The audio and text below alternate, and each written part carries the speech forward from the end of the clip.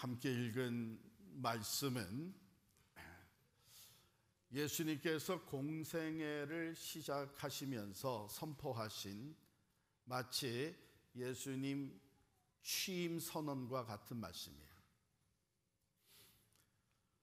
예수님께서 이 땅에 오신 목적, 동시에 이제 예수 그리스도의 몸된 우리 교회가 이 세상을 향해 감당해야 될 거룩하고 영원한 사명을 선포하신 것입니다. 오늘 창립 28주년을 맞이하는 우리 교회, 이 말씀을 다시 한번 우리 가슴에 새기고 진정 예수 그리스도의 몸된 교회로서 주님이 기뻐하시는 이 선교적 교회의 사명을 더욱 충실히 감당하게 되기를 소원합니다. 이 말씀에는 4가지 핵심 사명이 담겨져 있습니다. 4가지 영역에서 예수님이 이제 구체적으로 하실 일, 이것을 선언하셨는데요. 첫 번째가 가난한 자에게 복음을 전파하는 사명입니다. 18절 앞부분에 보면 이는 가난한 자에게 복음을 전하게 하시려고 내게 기름을 부으시고, 여기서 가난한 자는 단순히 물질적으로 궁핍한 사람만을 말하는 것이 아닙니다. 정신적으로 또 관계적으로 그리고 더욱이 영적으로 하나님과의 단절 속에 있는 모든 그 결핍된 영혼들을 포함합니다. 그러면 교회의 가장 근본적인 사명, 그것은 십자가와 부활, 예수 그리스도의 십자가와 부활의 복음을 바로 이 가난한 자들에게, 가난한 영혼들에게 전하는 것입니다.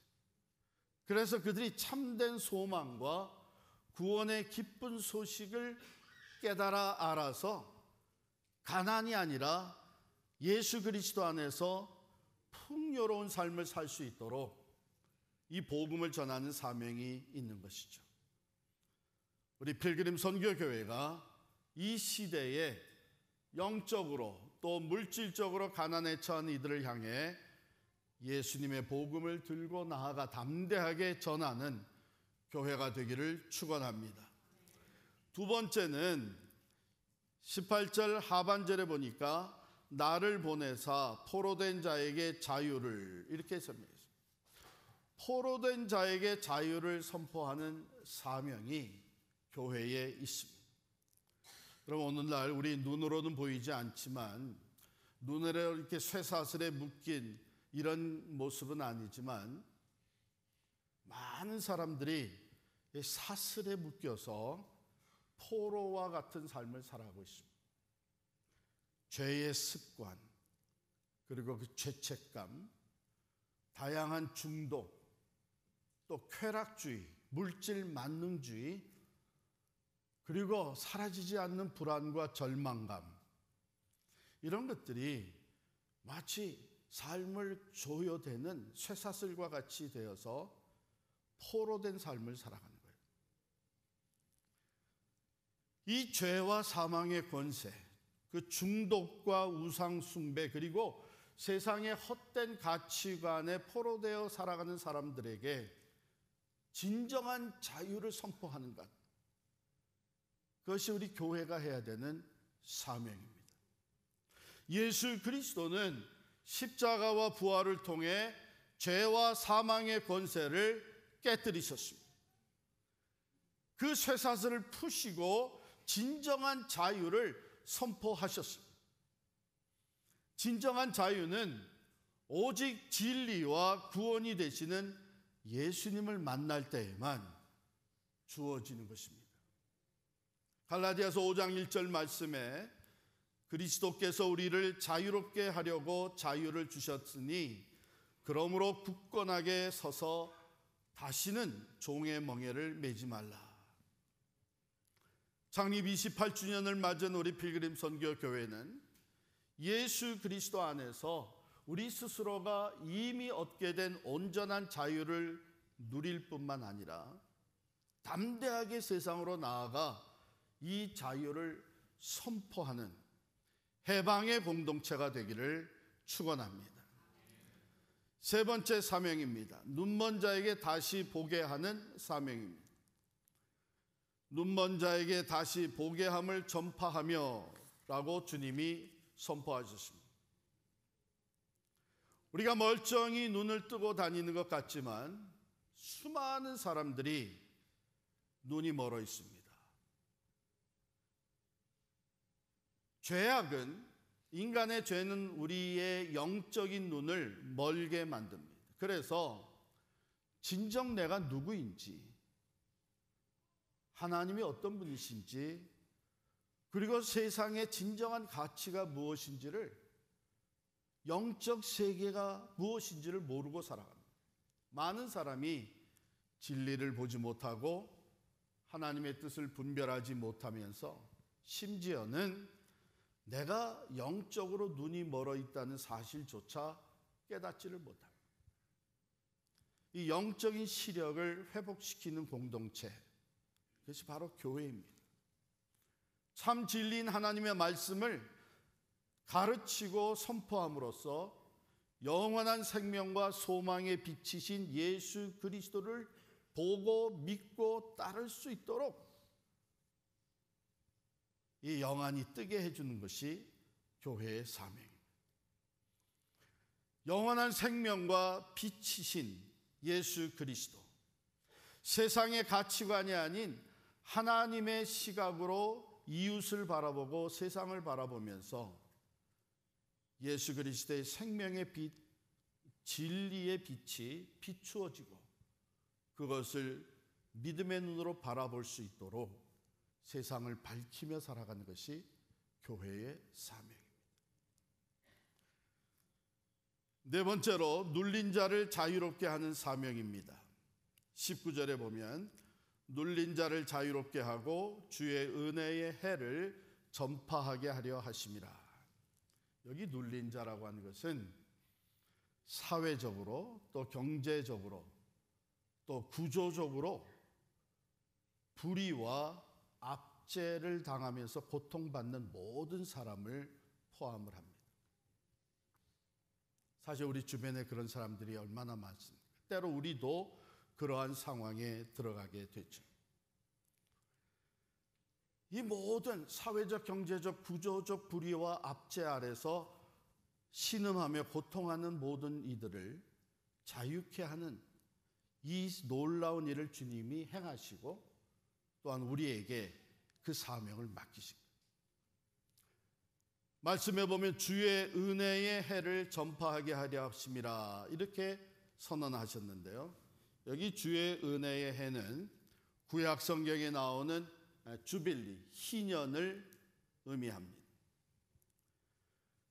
그 의미를 가지고 예수님이 주의 은혜의 해를 전파하게 하신다고 하는 이 선언을 하셨는데요. 이 희년은 구약 전통에 보면 50년마다 돌아와요. 50년마다 희년을 맞이하면 빚이 다 탕감이 되고 노예들, 종들이 해방이 되고 빼앗겼던 땅을 돌려주게 되어 있습니다. 이게 하나님이 가지신 참으로 놀라운 은혜의 법이죠. 그래서 주의 은혜의 해를 전파한다 그랬습니다. 예수님은 이 희년을 선포하심으로써 하나님의 공의와 긍휼이 완전히 실현될 때가 바로 지금 곧 예수 그리스도의 사역이 시작된 때임을 선언하신 거예요. 여러분, 교회는요 단순히 개인의 구원에 머물리지 않습니다. 사회 속에서 정의와 평화를 실현하는 일에 적극적으로 참여하는 것이 교회입니다. 예수님이 오셔서 그렇게 사역을 펼쳐 가셨습니다. 불의와 차별 앞에서 침묵하지 않고 약자의 편에 서서 그들의 억압을 풀어주고 세상을 향해 참된 용서와 회복, 화해의 메시지를 담은 이 하나님의 은혜의 시대를 선포하며 나아가는 것이 교회의 사명이에요. 그러므로 우리 필그림 선교교회는 교회 안팎에서 발생하는 모든 종류의 억압과 불의에 맞서서 약자들을 돌보고 섬김과 나눔을 통해 그리스도의 사랑을 실천함으로 눌린 자들이 자유함을 얻게 되는 이러한 사명이 우리에게 있습니다. 많은 예가 있겠지만 그 중에 하나로 소개를 드린다면, 제가 여러 번 만나 뵙고 또 대화를 나누며 함께 기도하고 있는 일을 추진하고 계신 분이 있는데, 이분은 무슨 일을 추진하고 있냐면 입양인 시민권 법안이 국회에서 상원과 하원에서 통과되는 일을 위해서 열심히 헌신적으로 뛰고 있습니다. 그 이유는 이 입양인들이 어렸을 때에 미국 시민권자 부모에게 합법적으로 입양이 되지 않았겠습니까? 그럼에도 불구하고 이제 성인이 되었을 때에 아직까지 시민권을 취득하지 못한 입양인이, 그 숫자가 4만 7천에서 9천 명이 된다고 합니다. 그 왜 그런 일이 일어났느냐? 그 법적 공백이 생긴 거예요.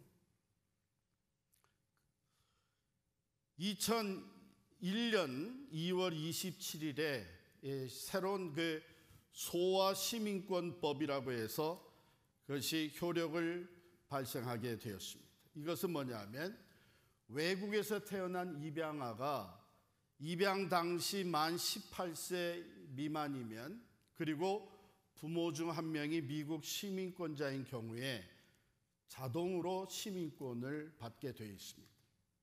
문제는 2001년 2월 27일 당시 이미 18세가 넘어버린 성인 입양인들은 이 법의 혜택을 받지 못한, 그 혜택을 받지 못한 사람들이 4만 7천 명에서 9천 명이고, 그 중에 절반 이상 2만 명이 넘는 사람들이 한국에서 입양되어 온 사람들이에요.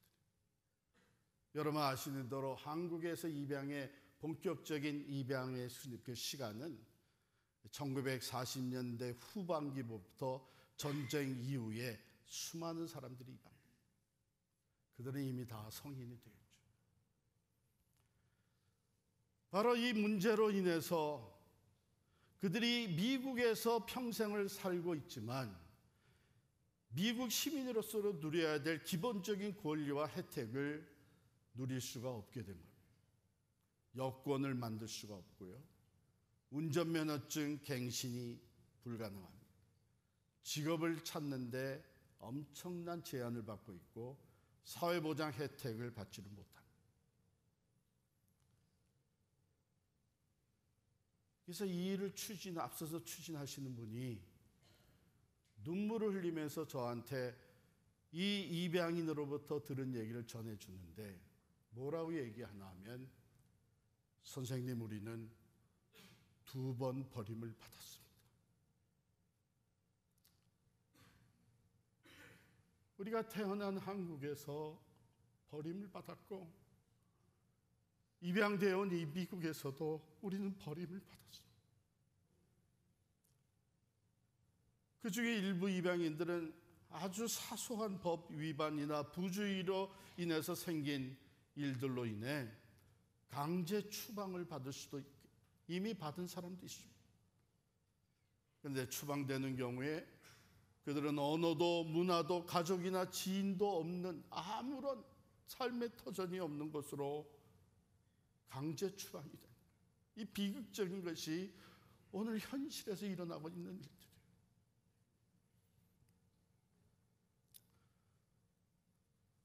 저도 이미 얘기를 전해드리고 이 사실을 알게 되면서 이것은 다른 어느 사람들보다도 우리 그리스도인들이 앞장서서, 교회가 앞장서서 이 문제가 해결되는 일에 힘을 모아야 된다고 하는 이런 마음을 갖게 됐습니다. 왜요? 모든 사람이 하나님의 형상대로 창조함을 받았고, 그리고 모든 사람이 인권을 인정받고 살아갈 권리가 주어져야 됩니다. 정체성이 없는 거예요. 신분이 없는 거예요.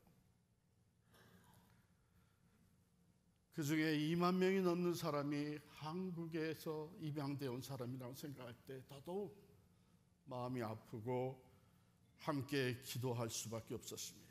그런데 여러분, 감사한 것은 이분들을 프로텍트하고 시민권을 받게 해주는 새로운 법안이 상정이 되었습니다. 하원과 상원에 동시에 상정이 됐는데, 이제 법사부에서 이 양당, 공화당과 또한 민주당의 적당한 수의 의원들이 거기에 사인을 하면, 찬성을 하게 되면 이제는 하원과 상원에서 그것을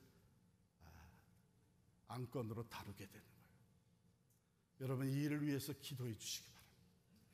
정말 많은 어려움과 또한 문제를 해결해 가면서 이제 법안이 상정이 됐습니다.